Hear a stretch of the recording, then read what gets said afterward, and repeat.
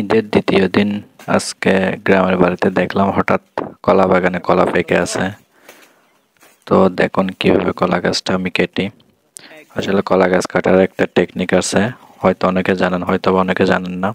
দেখেন কলা গাছটা চাইলে আমি এক কোপে কেটে ফেলে দিতে পারতাম, কিন্তু ওইটা যাতে কলাটা নষ্ট না হয় সেজন্য আমি কি করতেছি, অল্প একটু কেটে তারপর কলা গাছের পাতা টেনে কলাটা নামাচ্ছে যাতে কলাটা নষ্ট হয়ে না যায়। দেখেন একদম গাছের মধ্যে টাটকা, একদম ফ্রেশ পেকে বসে আছে,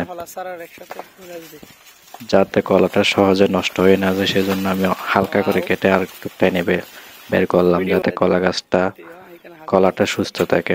দেখেন এখানে কয়েকটা কলা পাকিয়ে খেয়ে ফেলছে, হয়তো আমরা জানতাম না, হঠাৎ এসে দেখি কলা গাছে কলাটা পেকে আছে।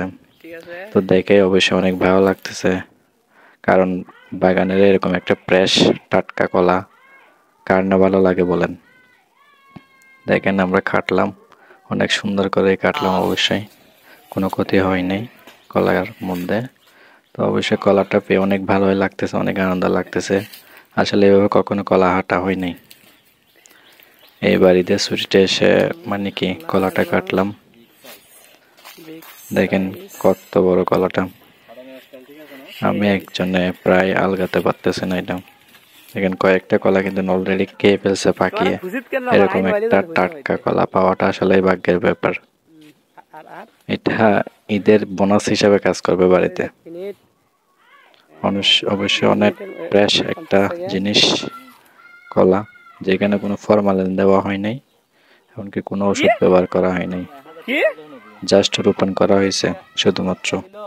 কলাটা অবশ্যই পাশের থেকে একজনে বলতেছে বিক্রি করবে কিনা। আসলে এটা যেহেতু বাড়ির কলা গাছের কলা, যেহেতু বাগানের কলা, সেহেতু আসলে বিক্রি করা হবে না। বিক্রি করলে হয়তো বা 1000 টাকার মতো পেতে পারি, কিন্তু এটা বিক্রি করব না, কারণ এটা বাড়িতে খাওয়ার জন্য রেখে দেব। কারণ গ্রামের বাড়িতে আসলে সাধারণত এইসব ফল বিক্রি করে না মানুষ, মানে খাওয়ার জন্য রেখে দেয়, শখ করে হলেও খাওয়ার জন্য রেখে দেয়।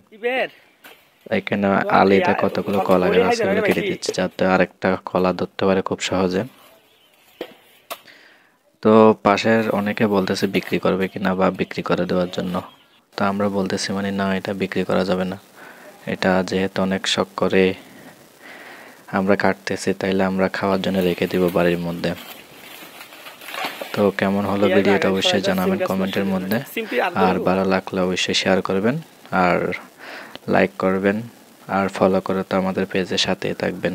আর আমরা সবসময় চেষ্টা করি আপনাদের জন্য ভালো কিছু করার জন্য বা ভালো কিছু ভিডিও দেওয়ার জন্য।